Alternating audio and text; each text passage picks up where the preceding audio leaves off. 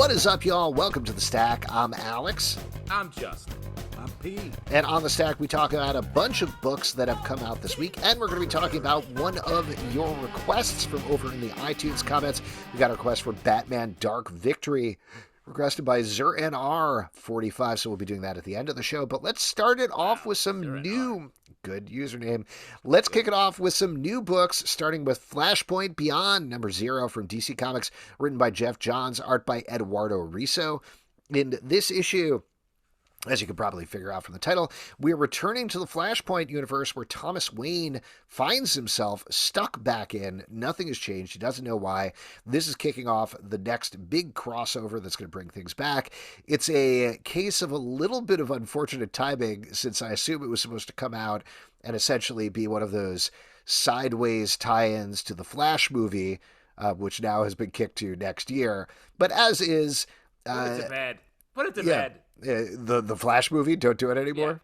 Yeah, I think we're good. I agree. Once the Flash, now that the Flash has entered the Speed Force as part of our cultural consciousness, a cheer moment if there ever was one.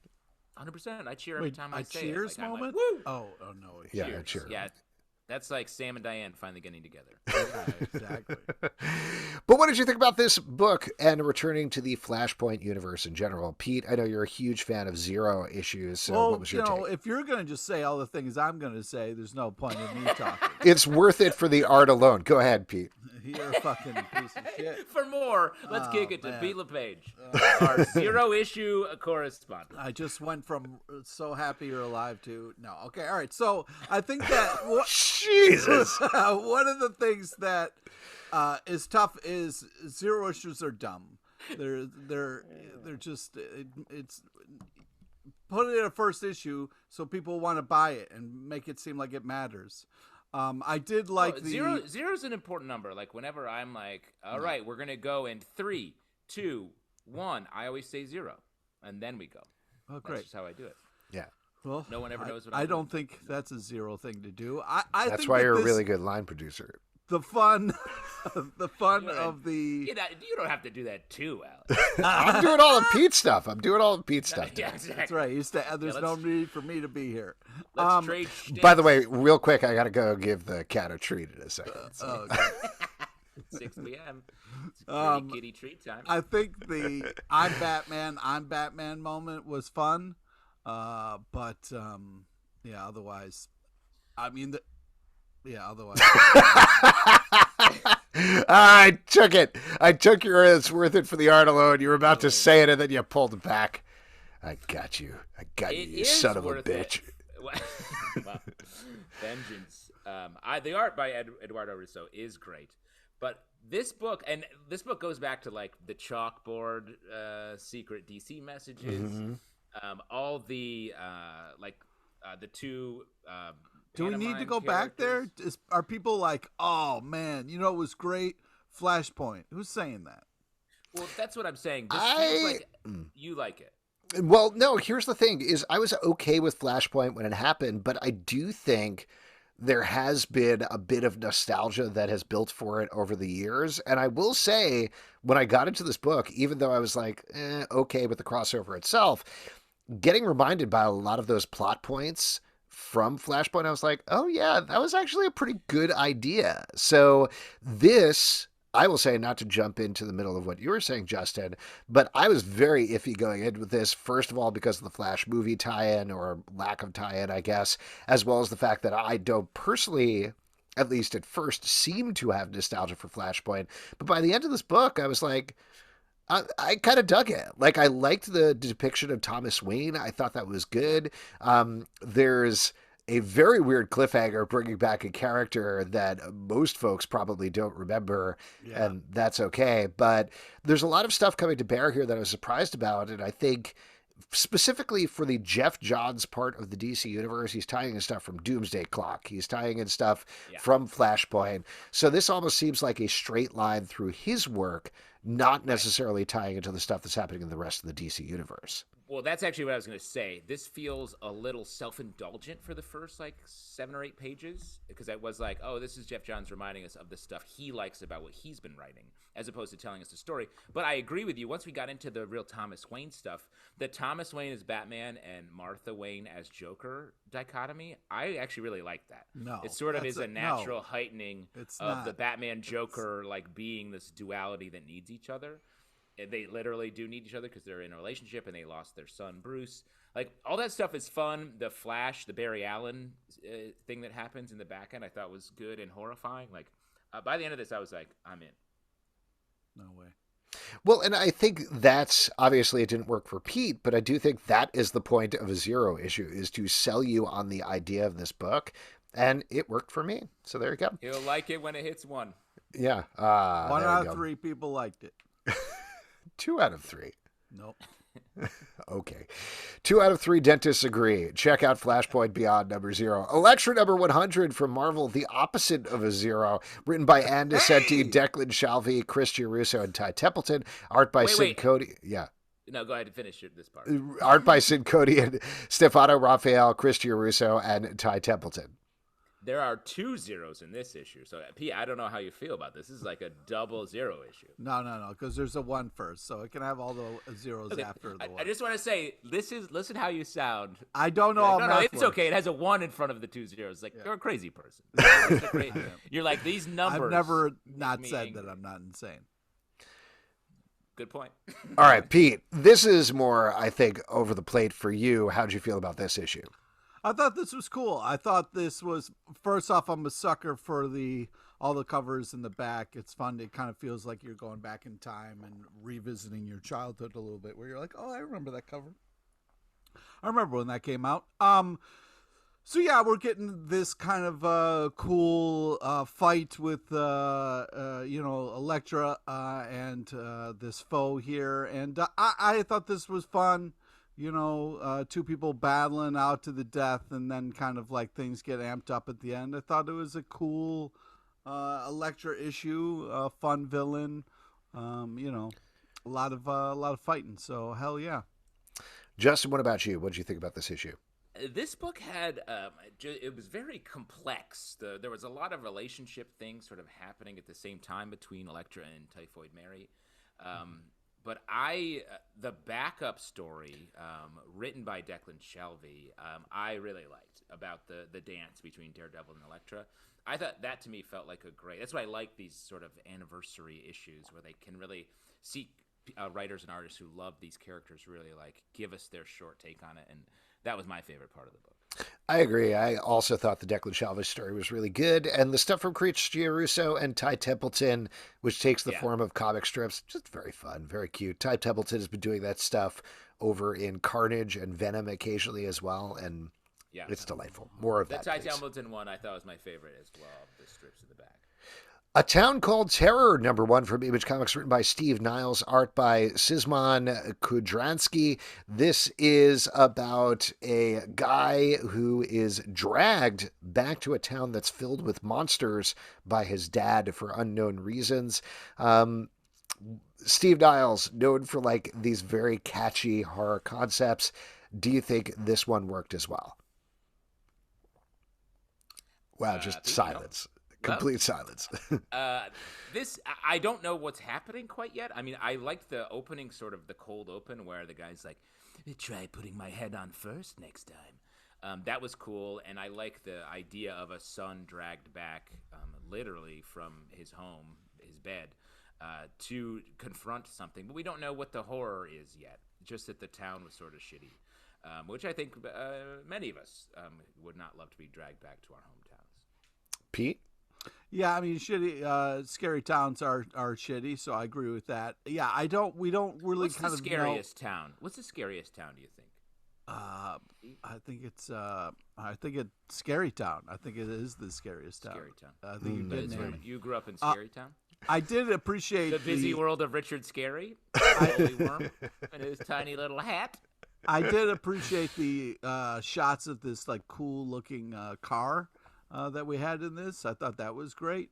But other than that, I didn't really understand what was happening. The shading and the art was fantastic. really kind of got this kind of creepy tone across. Yeah, the art is really good in this book, and I agree with you guys. We just need like a little more information here because when we got to well, here we are now back in this town. It's literally called Terror, and it is a town where is entirely populated by monsters. That's a very fun idea, but we didn't get to see any of that. Yeah. So maybe issue 2. I like that idea enough that I'm in to check out issue 2, but it definitely feels like there it needs to get to something. On the other hand, let's talk about the Sandman Universe Nightmare Country #1 from DC Comics, written by James Tynion IV, art by Lisandro, Estherren, and Yanick Paquette. This is following a bunch of characters from The Dreaming, as well as some new horrible nightmares that James Tynion IV has dreamed up. But specifically, the Corinthian, the character from the Sandman books, takes center stage here. Justin, I know you're a big fan, so what did you think about this one? I thought this was great. I love the Corinthian as a character from the Sandman universe. One of my favorites, just as like a nightmare given form that has teeth, different teeth for eyes, 3 mouths. Stop. It's great. It's one of those images that feels actually pulled from a nightmare, and the character that is very suave, cool, always fashionable, wearing sunglasses, and just the mouth eyes. So teeth eyes. Just a cool character that feels very real. Like to see him sort of tracking down where people have seen him before. And then the reveal of a new character that has tongue eyes is just another great extension like a Jabba on the mouth eyes concept. Just a Jabba the Hutt creepy figure. This story was too creepy. The art is Not amazing. The story is cool, even if I hated it. But this is just a thing that it's like, I'm going to have nightmares about this now. I'm going to have a nightmare, and there's going to be like a fucking smile eyes with it's all teeth, and it's going to freak me the fuck out. Do you think it's like if we were doing this podcast and my eyes closed and then teeth were in place of my eyes, like if that happened right now?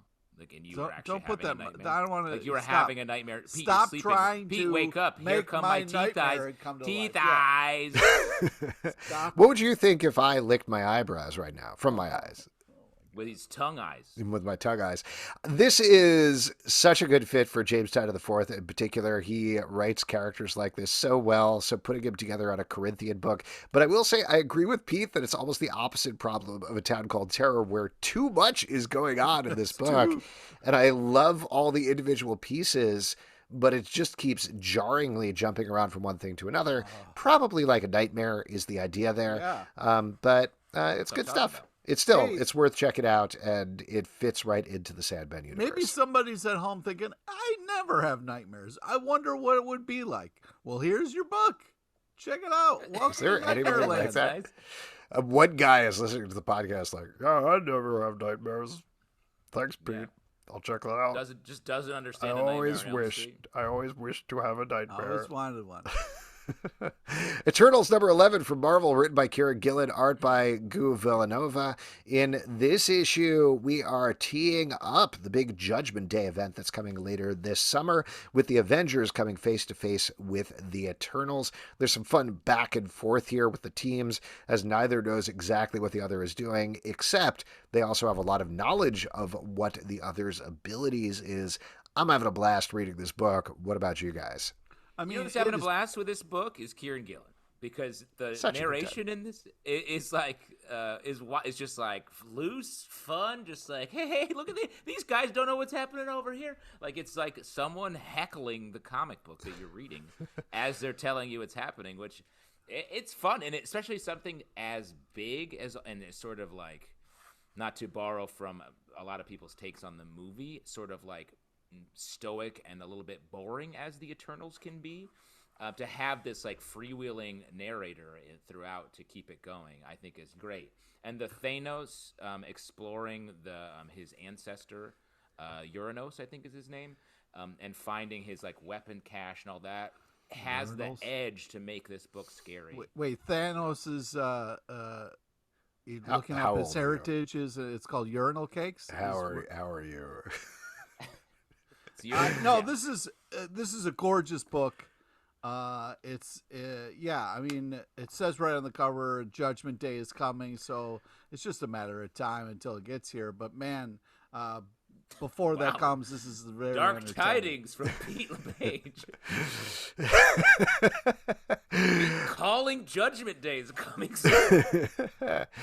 Let's move on then and talk about Breakout #1 from Dark Horse Comics, written by Zack Kaplan, art by Wilton Santos. Now, before I get to the concept of this book, I want to walk you through my feelings about reading this book. Did you go through the While same I was thing? reading this, I thought exclusively about what you're about to say, I think.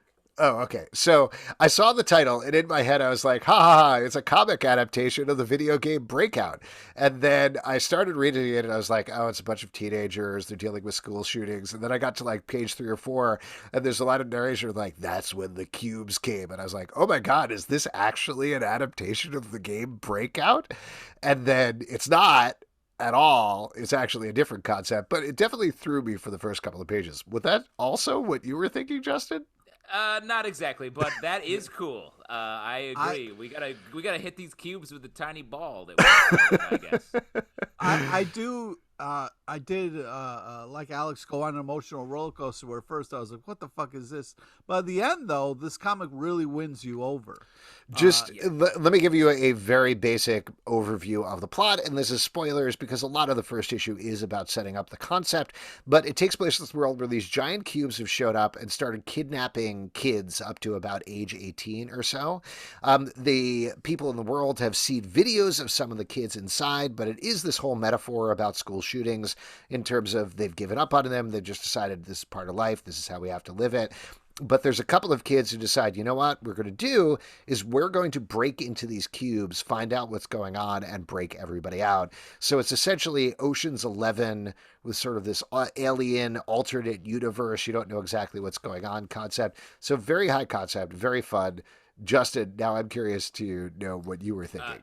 Well, I was just gonna say that I really liked this book. I thought it did catch me off guard I was like, oh, this feels super heavy out of the gate. And then by the end of it, I was like, I love this. It just moves seamlessly from sort of the problem, the sci-fi problem, into like the pulling the team together and getting going. I was really hoping, though, that we were going to get, somebody like an Adam Sandler or a Kevin James to show up and, just kind of be like, hey, we used to play this game in the 80s. And we'll save the day. Yeah, I don't think it's actually based on Breakout, just to mention. I don't think so either. And it is funny that you were like, you know what this book needs? A little Kevin James. Well, I was doing a Pixels. Here comes the boom. Oh, Pixels. Okay. Yeah, that is the movie that I always think of all the time. Yeah. Wonder Woman number 786 from DC Comics, written by Becky, Cloonan, and Michael W. Conrad, and Jordi Belair. Art by Rosie Kump and Paulina Ganeschow. In this issue, we're continuing the trial of the Amazons, and despite the fact that the island is falling apart under them, they're just barreling ahead with this trial. They got to go forward no matter what. And in the backup story, we're following young Wonder Woman. What'd you guys think about this one? I know we've been a little back and forth on Trial of the Amazons, so how do you think it's working about halfway, maybe more through? Oh, Justin, you have a point. Pete, you also have a point. For those of you listening on the audio podcast, they're both raising their hands. Who are you gonna pick? Who gets to go first? Yeah, come on, teacher. I could just talk about it. I could just I could lecture. Nobody wants that. Pete, go ahead. Yay! All right. So, I'm enjoying this. I'm feeling like this kind of like set up for this kind of trial. But then we kind of get this turn, which I really enjoyed creatively, where these Amazons who are kind of on trial then fall through the center of the kind of arena and have this different adventure they have to go on and kind of work together in a kind of a different way.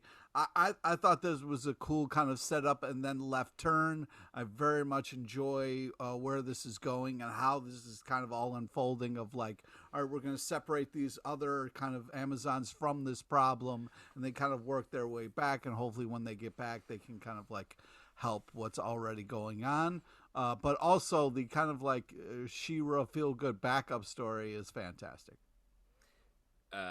I feel like I've been a little bit harsher on this book, but I feel like this issue, I was like, yes, now it feels like it's kicked off. Yeah. All of the fighters have been moved to this other place where they are being hunted by, I am assuming, a series of different gods, which I think is great. And meanwhile, back on Themyscira. Everyone else is trying to figure out what happened and why. Like, this feels like the promise that the book was putting out there. So I'm glad we're finally here, and I love it. Yeah, the underground snake lady is, that's where you see a underground snake lady is underground. X-Men 92. Have you ever been underground? X-Men 92, House of XCII from Marvel, written by Steve Fox, art by Salva Espin. The concept of this book is, what if X-Men the animated series was doing the current continuity of X-Men? So they're on Krakoa, they're getting resurrected, they're walking through the whole plot with Orcus and everything. This is great. I was like, what? I can't believe this is happening.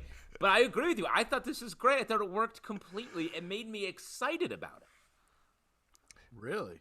Pete, you don't like the Krakoa stuff anyway, but I'm sure you like X-Men the animated series, right? I did love X-Men the Morph. animated series. This has a fun 90s vibe to it, like this, where you have 92. like who wrote it and all this kind of stuff. It has this like Saved by the Bell logo stuff that is very nostalgic and great. And it kind of like, you see the Wolverine kind of straight from the animated series and that kind of stuff. It just sucks that we're taking something I love so much in the 90s and then bringing it to the shithole that we're in today. Could you imagine if they took stuff from the 90s and reinvented it for the modern day? That would be awful. I'm glad they never do that. I want hits from No the one would ever 80s, do 90s, and today. Wait, you specifically said you don't want today. You just want the 80s and 90s. I just was doing like a radio. No, I know what you were doing, but you... I did get that. What point? I think that this, I thought you would like this more, Pete, because it does boil down the Krakoa stuff to get to these characters sort of in their prime, which is what you appreciate about the X-Men. It was a great reveal at the end about a character that you like too. Yeah. I mean, you guys are reaching hard, and I appreciate what we're trying to do here. But yeah, unfortunately, we're still at Krakoa. Okay. So I guess we're just gonna have to bring like Ted Lasso into the Krakoa universe, and then you'll be like, yes, I love this. Leave Krakoa alone. His mutant power is believing. The Wrong Earth, Fame and Fortune, #1 from Ahoy Comics, written by Mark Russell, David Hyde, art by Michael Montanot and Marco Finnegan. In this issue, we are revisiting Dragonfly and Dragonfly Man, two different Batman-esque characters who live, one on a dark, gritty 90s, 2000s style Earth, and the other one on a very 1960s Batman Earth. But as usual with a Mark Russell book, pointing out a lot about economic inequality and business versus the common man and unions. What do you think about this issue? I thought this was awesome. This is such a great... What Mark Russell does with this book is we see both of these sort of the super bright version and the sort of darker, grittier version of this Bruce Wayne type building a stadium, and like, we're gonna do our best and get it done, and they're like all this scumbaggery that's happening behind the scenes, and you're like, oh, obviously like the good guy's doing the right thing, but as you read it, you're like, oh, they're both all doing the same things. It's just we're seeing the different sides of it, and it all goes wrong in the same way in both universes. Just making this point, like, the compromise exists in our economic system, in our world, and it's bad. People do bad things and good things, and there are consequences for pursuing that and just rushing to do something that maybe you shouldn't be doing anyway. And I thought it was just such a good, poignant book. It's great. That's Pete? Cool. Oh, it's nice to hear what Justin says about it. I mean, that's awesome. Man. I've never, ever heard you say that. I thought this was really well done and well written as well. As usual, very satirical and good, and a good package. I continue to be impressed by what Ahoy Comics is doing. Moving on to Suicide Squad Blaze Book 2 from DC Comics, written by Simon Spurrier, art by Aaron Campbell. This book, we're following a bunch of new criminals who have been given superpowers, but with a little caveat that they are going to die very, very soon of the superpowers. In addition, as we found out the last issue, if one of them does die, the superpowers are amped up in each of the remaining people. They're teaming up with the Suicide Squad to face this villain who, as we find out on this issue, is capable of ripping the spine out of Superman. So just to give you an idea of how dark and twisted and upsetting it gets. This is great. Like, I think I said this in the first issue as well, but this is a Black Label book that is really hitting all the notes of what this nouveau Vertigo should be in exactly the right way. What about you guys? How are you feeling about it? Yeah, this is a lot of fun. Art's really great. At some parts of it, though, the art's it's like so dark, it was kind of like hard to see. I felt like it was taking away a little bit from the enjoyment of what was happening. But I think this is a fun, over the top, kind of cool Black Label idea, and I feel like they're executing it. I agree. Honestly, I feel like we've seen with the two movies, we've seen so much of the Suicide Squad in comic book form over the last tie-ins and just over the last few years. It's great to see the Suicide Squad sort of idea, premise brought to a new level that I think really works. It's not just them running around with bombs in their heads. It's their very powers themselves are killing them, and it gives them a reason to go after each other in that their powers are amped up, like you said, Alex. So I thought it's great. I thought the art was really cool, and just really taking the time in these larger pages to show wild, cool things that I think not a lot of comics take the time to just be like, this is going to be cool. It's like stunting. They're stunting in the middle of this book with just some great one-pagers. Next up, Rain, number 4 from Image Comics, written by David M. Boer, based on the story by Joe Hill, art by Zoe Thorogood. This is almost wrapping up the story of a world where rain has turned into sharp, needle-like things, mostly killing everybody. We've been following this main character who's been trying to visit her girlfriend's father to tell him that her girlfriend and I believe her girlfriend's mom are dead. We get a very dark reveal and a twist in this issue about that before we start to wrap up here. I know we've been loving the series, but how'd you guys feel about this issue in particular? Yes, Pete, thank you for raising your hand. Right. Yeah, I'm really enjoying this. This is one of my favorites from the stack this week. I really love the art. Oh, the Stack podcast? Ooh. No, the Stack Nice. talk that we do. The fact that we just talk at each other. Talking. Stack talking. We're just talking. Stack talking. Yeah, I just feel like this is. I just love this tension of like the rain that they're kind of dealing with, and then also it makes everything else kind of in life more heightened. So like these choices that she's making to go outside and to kind of go on these adventures, it's just kind of like this extra kind of feel that they do really well. The art's unbelievable. Very cool storytelling, very cool characters. Yeah, very impressed with this. I was worried that it would be like too scary. You know, Joe Hill, you think, oh God, what am I getting into? But this is it's such an enjoyable story that you don't mind the kind of terror aspect as much.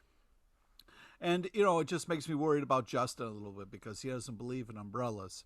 He just goes out in the rain and likes to fucking dance between the raindrops. And, you know, I worry about him. That's really nice. But, yeah, I don't like umbrellas. Do you, real quick, you guys know the story about the rabbis and the witches, right? No.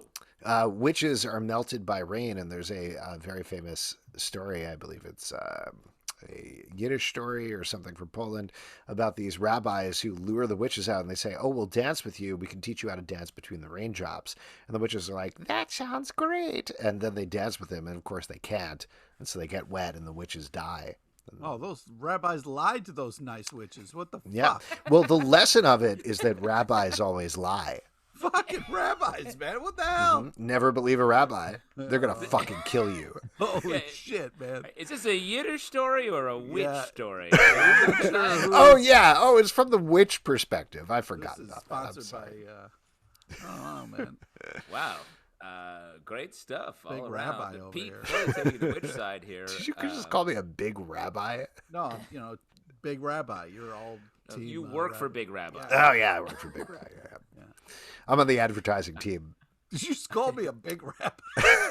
Whoa. Oh, yes, I work for Big Rabbi. Don't call me a big rabbi. I'm on the advertising team. If you, by the way, just to mention to any listeners, if you scan the QR code that's included in this podcast, you're going to get a really great access to some rabbis. Oh, Nice. That's what everybody And needs. just don't go dancing in the rain with them.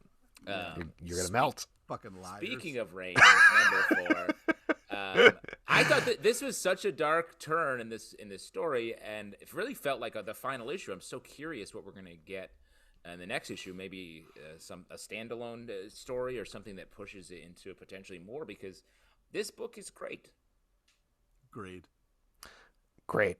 Superman, Son of Kal-El, number 10 from DC Comics, written by Tom Taylor, art by C.N. Tormey. In this issue, Superman is dealing with the fallout of his big fight against a sea monster with Aquaman last issue, which led to Lex Luthor, who's been working with Harry Bendix, I believe is the character's name. Henry, I believe. Henry Bendix, to bring in a new race of supermen and discredit Superman and Lois Lane, his mommy, work together this issue to take down Lex Luthor. Don't undercut mommies and all the hard work they do. Lois Lane and all the incredible work that mommies do. Oh my God! To mommy their baby Sunny boys. Oh my God! Pete, what is happening? Come on, Pete. That's the term you use. Don't give me a come out. Come out. Come on. What hoppies? Oh my Come God. on. Look, back Alex up the truck, Alex is still eating your lunch. This is an amazing book. All your stupid puff comments the fluff, man. Puff the fluff. Hey, all your stupid comments aside, this is a great book. I love to see Lex Luthor taking down a peg here. That was awesome. Lois Lane being one of the greatest moms ever in this was so cool. Mommies. Great mommy. No, don't undercut what she's doing with what you're doing, okay? I don't appreciate it. But I just think that, and then they're just kind of like, oh, Batman's here. He doesn't trust anyone. This is fun. This is great. This Superman Son of Kal-El run has been an epic Superman book, and they're killing it. If you don't like us calling Lois Lane a mommy, I'm starting to think maybe you don't like us calling you a cat daddy or a kitty daddy or a pretty kitty daddy or any of those terms that we throw around a lot on this show. It's true. I don't. Wow. Okay, should we start calling you a cat mommy instead? I wish you'd been able to signal your displeasure in some way, and then we could know and not do it anymore. Again, this book just keeps moving. It's like it feels so meticulously done and put together in a great way. Like the Lasso of Truth stuff is so good in this. Oh my God! The last page reveal and the arrival of Batman here is just great. Just chess moves that Tom Taylor is doing with this book right now. King Spawn, number 9 from Image Comics, written by Sean Lewis, art by Thomas Nachlik. This is a battle royale in the green as Spawn goes mano a mano with Gaia, Mother Earth herself, and finds out some interesting information about his believed to be dead wife. So big stuff going down here. Pete, you're the resident Spawn fan. How'd you feel about this issue? This is really just unbelievable Spawn stuff. I'm having so much Spawn fun with this book that it's surprising, and kind of this interesting exploration of what Wanda is to Al and what does that mean, if he really, because for so long all he's wanted is to have Wanda back and to kind of restart his life with the love of his life, and how what that would mean, but then also the fear that comes with that, like what he would have to give up, this anger that's kind of made him King Spawn, like what that would mean for him now. Very interesting, very cool, great kind of place to put Spawn after he's been on all these crazy adventures in hell and all this stuff. I feel like this is an interesting kind of take with this. And such a cool book. The art's intense and over the top and great in a lot of ways, but very cool. I'm having a great time with this. Yeah, this is good. I mean, I love how quickly they moved forward with the sort of Kingslayer story and got to where we are. But I think Pete sort of said it best, so I don't know why I'm even talking. Batgirls number 5 from DC Comics, written by Becky Cloonan and Michael W. Conrad, art by Jorge Corona. In this issue, as they have for the past several issues, the Batgirls are dealing with a bunch of different threats, all at the same time, crisscrossing throughout Gotham. What'd you guys think about this one? Justin? This book is so good. It really is carving out its own little section of the Bat family and the characters are having so much fun. I'm a sucker for spoiler, so I love seeing her here, and the art style is sort of a little darker than you would expect for a book where they're just having fun. But then by the end of it, we get into some sort of more horror-y elements. So I think that's why I love that it comes together in such a way at the end of this issue that I really think this book is great. You want to talk about like pull lists or things that you look forward to in your stack? Or like a stack, yeah. This has been solid since the jump. This team on this, the art, the kind of the way these characters interact has been such a revelation for the Bat family. I'm really hoping that moving forward, DC realizes kind of what they have here and start kind of bringing this to the forefront, because this is a lot of fun. This is great adventures, really cool perspectives. The art's really kind of driving this in such a cool way. This is just solid from top to bottom. Next up, Noc Terra, number 9 from Image Comics, written by Scott Snyder, art by Tony S. Daniel. In this issue, our heroes have had to team up with Blacktop Bill.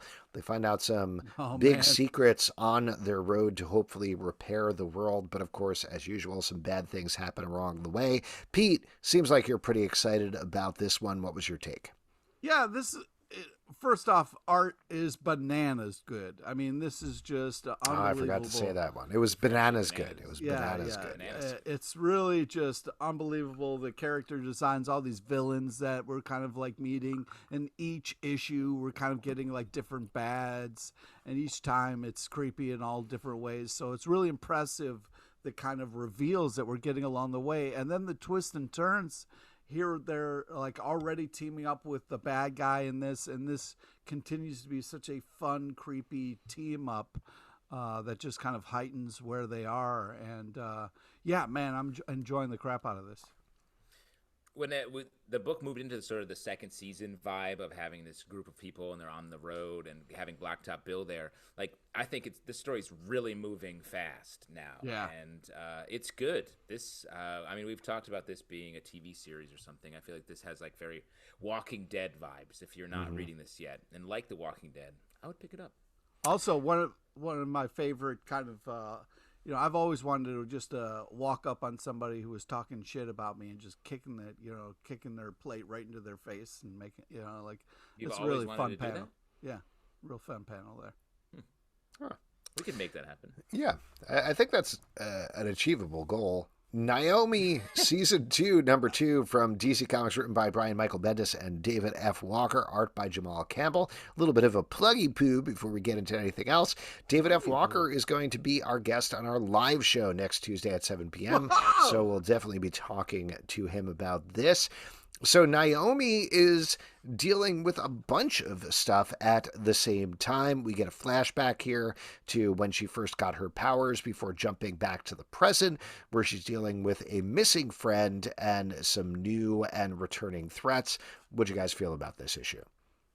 This has been slowly growing on me. Sorry, Justin, didn't mean to jump in front of you. I was just about to say the same thing. I'm coming around on this. This has been slowly growing, and like we're kind of seeing what this is about, where things have been going with this, and we're finally kind of hitting a pace and a thing in this issue that I feel like is really kind of getting to where we want it. I feel like it had such a great ending kind of to this issue. I'm really liking the choices that are happening finally, and it feels like it's moving on all kind of rolling on all the cylinders and moving in the right direction now. So I've been this is great. It's like rolling on all the bananas, you know? Yeah. You know what I'm talking about? It's on I agree with you. Banana control. It's out of banana control. This is I was down on this a little bit because it felt like Naomi was always just like, I'm new here, what's happening? And this feels like it is moving past that a little bit and able to just have it be like in the last page reveal I thought was awesome. Yeah. And, having a character have a little bit more agency and not just be like this wide-eyed innocent, I think makes for a better story. Next up, Fun with Little Archie and Friends Special number 1 from Archie Comics, written by Shannon Waters, Jay Torres, and Jamie L. Rotante. Art by Aaron Hunting, Adrian Ropp, and Agnes Garbowska. In this issue, this is focusing on, as you can probably figure out from the title, adorable little chibi-style characters of the Archie Comics group. However, the main plot of the book is that Sabrina has a magical goat who she takes to visit everybody, and it takes them through a bunch of different tales. We get little riffs on the TV shows where Reggie runs a game of Griffins and Gargoyles, among other things. But this was adorable and delightful. How did you guys think? How do you guys think? I don't know. I don't know. All these ideas keep just appearing in my brain. Alex, help. These thought pictures. What's happening? Yeah, this is just adorable. Turned up to 11 here. I think just the little things in the back are so hysterical. The gone fishing with Reggie. Talking about butts? No, I'm talking about talking about people's butts. No, I'm talking about the gone fishing with Reggie thing at the end. The stories at the end of this. I'm looking for a girl with a little something in the back. You know what I'm talking about? A butt. Oh, I would love it. I'm not talking about that. Everybody's got one. Everybody's got one. Yeah? That makes my choices much easier. I don't know what's happening anymore, but yeah, this is adorable and really fun. Just trying to figure out what your new catchphrase is going to be. I love those little things in the back. Put it on a T-shirt. It could be on the back. Stop saying that. Now I gotta. No, you don't have to do it. I have to do it. It's gonna be a picture of Pete being like, "Oh man," and then like a butt just like sticking out there. Be like, "Wait, what was it? I love those little things in the back." Yeah. Don't tell him. I love those. Alex is putting it in the T-shirt list because I'll tell you what, I'm buying one of the Pete back up shirts. Available at our Cafe Press. Hey, it's comicbookclub.threadless.com, all right? There it is. And that reminds me, we have a bunch of Doom Patrol t-shirts that I need to launch live. For anybody listening to the Stack podcast, we have a new podcast called The Doom Room, which is all about Doom Patrol. That's available currently, all 34 episodes at patreon.com/comicbookclub. Otherwise, we're going to be rolling it out once a week. And there's 2 related t-shirts that I'm going to launch live. But serious? Can't wait for that. Yeah.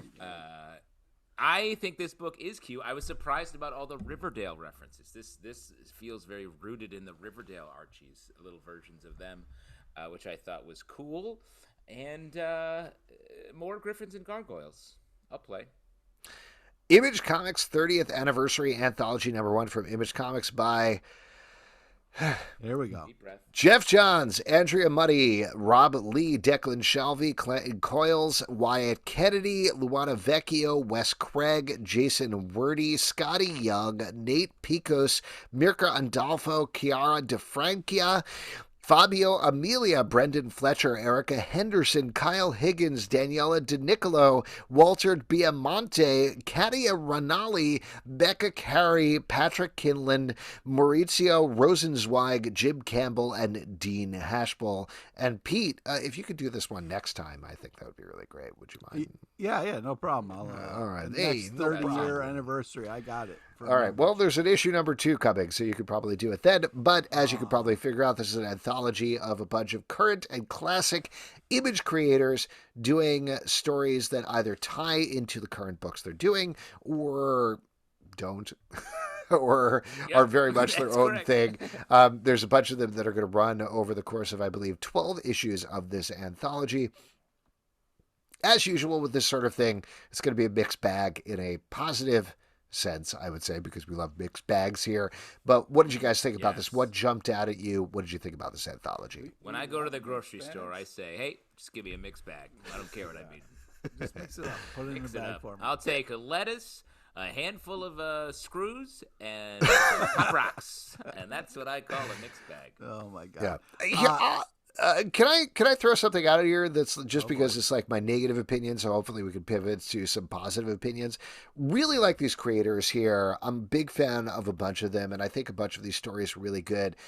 I wanted to say something a little wilder or more iconic out of this. And what I mean is that, like, for a 30th anniversary Image Comics anthology, and I believe they did something for 25, so maybe they did that sort of stuff there of, like, I think that's where Robert Kirkman did a Rick Grimes story, like Rick Grimes fighting space aliens or something like that. So like that's the sort of thing I want out of this, was like either, oh, this is classic Image comics, I know what I'm getting here, or things that are absolutely wild over the top. But instead what I felt like was we got a lot of stories that were very good. There was good art, there was good writing, but it didn't say Image Comics 30th anniversary to me. Pete, you have a counterpoint here? Well, I just feel like, as far as mixed bags go, this was something that I was looking forward to, as far as a mixed bag of like, all right, this is 30 years of Image. You're going to get some iconic stuff. You're going to get some stuff that's like, maybe you didn't know about this, or we're going to shine a light on different Image projects, different kind of Image stuff. And like, that's exactly what you got. Some of it was kind of like, oh, this is really cool. Some of it's like, oh, I don't know about this, or maybe I should, do some more research or look into this. But I think they did a good job of being like, here's a bunch of different kind of things that we've been kind of either touched on or a part of or whatever. So I thought it was, as far as like, I can understand what you're saying, like maybe a little bit of like 30 years of Image, a little bit of like maybe like, but creatively I thought it was interesting what they were trying to do and the different ways that they were trying to do it. You had the kind of meta thing of like, oh shit, I got to do this thing, and like it's me on a page thinking about what I'm going to draw on a page. But you're going to get stuff like that with different projects. So I feel like there was some really cool character stuff that we got to kind of spotlight in this, and spend some more time with things that we might not normally get to see. So I was kind of happy with that. I feel like this episode is aging you, Pete. You've gotten into a gravelly voice as we've gone on. You're becoming Batman. As a counterpoint to what you said, Alex, I think while this doesn't celebrate all the Image comics that have come before, what it does is sort of pay off the Image idea from 30 years ago, which is like, let's get some creators and have them take a swing at a creator-owned idea that they like.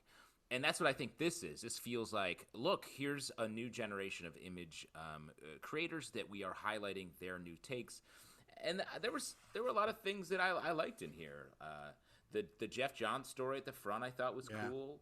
I liked the creators from the book Bolero that we've read recently on the stack. I really like their thing. Yeah, that was Wyatt Kennedy and Luana Vecchio, I think. They had the story of this guy who's really in love with a girl. They end up going to karaoke, and spoiler here, but she turns out to be a horrible demon that slaughters people. I thought that one was really good as well. And just to be clear, I like the stories in here. I think there was solid art, there was solid writing. I guess I wanted something different about it, but I'm glad to hear from your guys' perspective as well. Yeah, you even got some weird pervy shit in here. Like, this is right up your alley. I also really like Okay, too far, Pete. I was giving you a compliment, man. The old dog story was great. I enjoyed that. The old dog story was very good. The old dog was great. The Wes Craig story I thought was really cool. There's some and next issue, like there was a teaser at the end where it was like, next issue, an Ice Cream Man story, and I was like, okay, that's what I want. I think that's they're building. Showed up for. Yeah, and I like the Kyle Higgins story. Yeah, Higgins sort of in the his universe. So that to me, setting something in the Radiant Black universe, the character is Shift. Is that the name of it? Yep. Shift.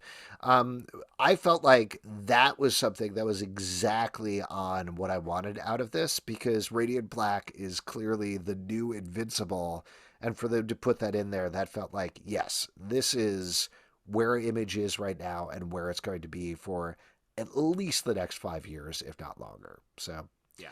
But worth picking up. Good stuff. Let's talk about Batman Catwoman, number 11 from DC Comics, written by Tom King, art by Clay Mann. We are almost at the end of this story here, and some big stuff goes down in this issue, particularly with Andrea Belmont, I believe, who is the Phantasm, as well as some other characters named Batman, Catwoman, and the Joker. Pete, what'd you think about this one? Well, I had a question. Is this number 11 of 12, or how many are we getting out of this? Yes. because this seems like the penultimate here. So I just wanted to. This is the penultimate issue. Yes. Yeah, That's the windows right. and stuff. I just wanted to make sure I was on the right track with that. You must have liked this because there was 2 1s right next to each other. I did. You know what I mean? It's better than 1, 2 of them right next to each other. Yep. All right. So, first That's what off, I love about ones. I keep getting older and they keep being ones. All right. Right, Pete? creepy fucking guy. Stop. Anyways. Creepy about ones? Yeah, Pete? that's right. You make ones creepy. Like, that's how creepy you are. Anyways. 1 is the creepiest number Oh, my God. you've ever known. The art is just spectacular. Yes. The highest level of banana achievable. And I Top feel banana. yeah. I award you the top banana, the best banana, the greenest banana for your eating. I'm just We all love green bananas. yeah, this is just like hitting an extra sweet spot of like, not only are we dealing with the bat and cat relationship, but also touching on Mask of the Phantasm, which to me was one of the greatest Batman movies of all time. And this is just really, really spectacular writing. Love it. I'm eating this up. Please don't end. I don't know. I can't deal with just one more issue. This is really fun. Well, I mean, I feel like we've talked about this book and sort of how it got a little, perhaps too big narratively for the story that we started with for some people. But it feels like we're coming back to land it, which a lot of Tom King's books do. Yeah. The art is fantastic. I really like the use of Nightwing in this with the Batman of the future, Bat and Cat's daughter, Helena. The Joker stuff was fun here, and I'm just excited for where we're going to end, hopefully coming back to the Bat-Cat relationship to see what it all means. Last but not least, this was a request from ZerNR45 on iTunes. As mentioned, if you'd like to request a old graphic novel, OGN, a comic book that we reviewed, but maybe haven't talked about in a while, anything like that, leave us a rating and a comment over on iTunes.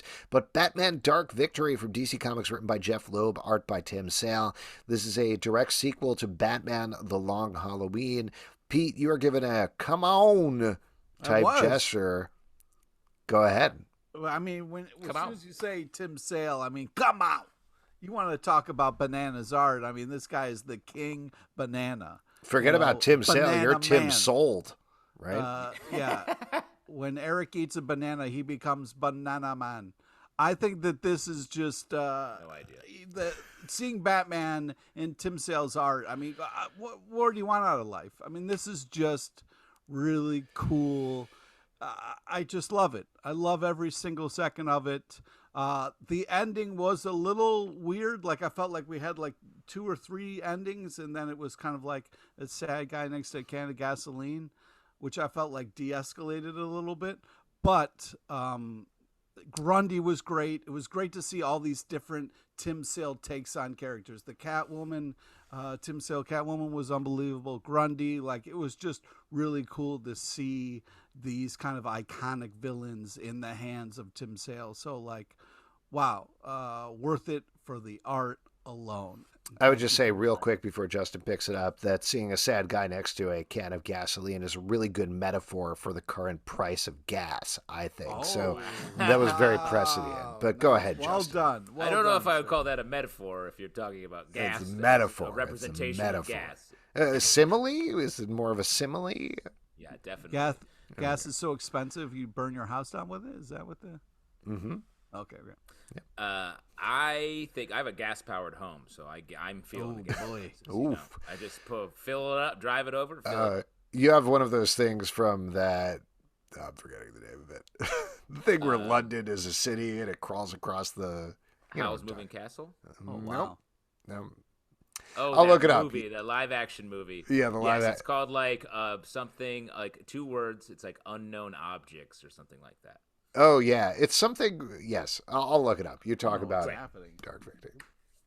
This series, it like Pete's talking about, like we're talking about, the art is fantastic. It does, I think, suffer from a little bit of sequelitis, where the story is a little less. a little less tied down because it's reintroducing characters from the earlier story and like trying to like integrate them into a new story. So it feels like it's a little bit all over the place, but it's great. Like no one does it like Jeff Loeb and Tim Sale, and so like it scratches a very particular itch that I think you just love to revisit anytime.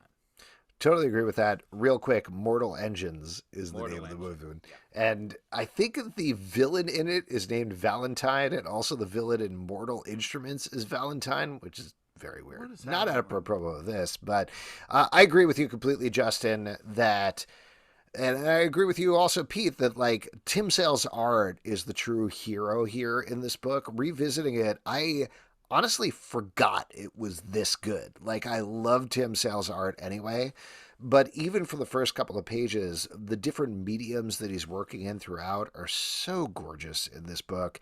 And like you said, though, Justin, it's not quite as tight of a mystery as Long Halloween. It does suffer from sequelitis, but at the same time, it's completely worth reading, and it is a worthy successor to that. It feels like, if you like Long Halloween, here's more in this take on Batman's world. Yeah. And it's also, given that the Batman is out, and as we're taping this, the Batman is going to be on HBO Max next week. Oh, right.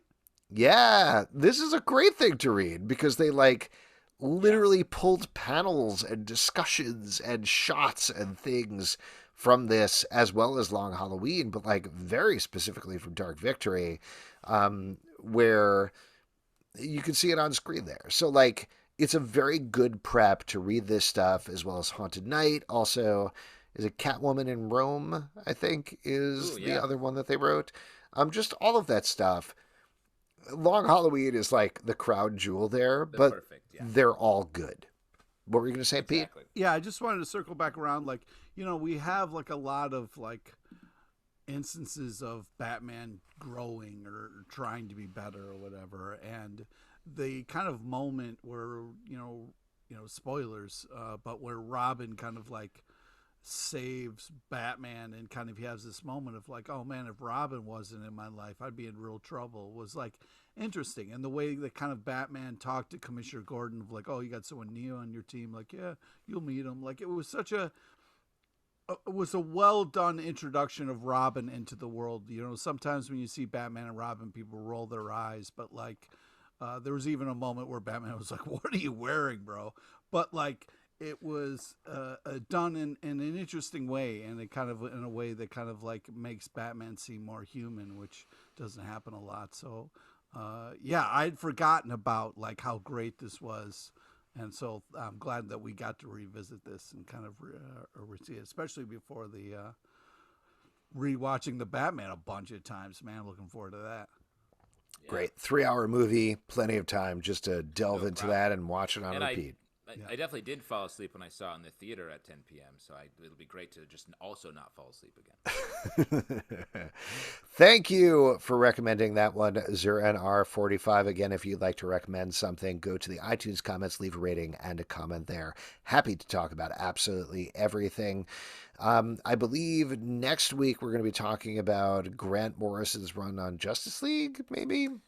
We talked about there was doing, like a couple, and then we had books. to like circle back around because Justice. Yeah, whatever it is, we'll be talking about another request next week, but send in yours, please. And if you'd like to support the show, patreon.com/Comic Book Club. Also, we do a live show every Tuesday night at 7 p.m.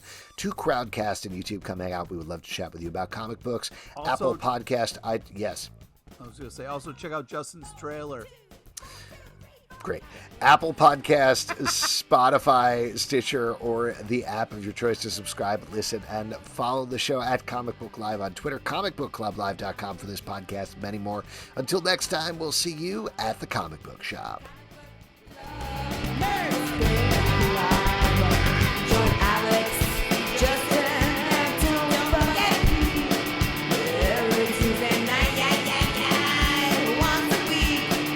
Blow your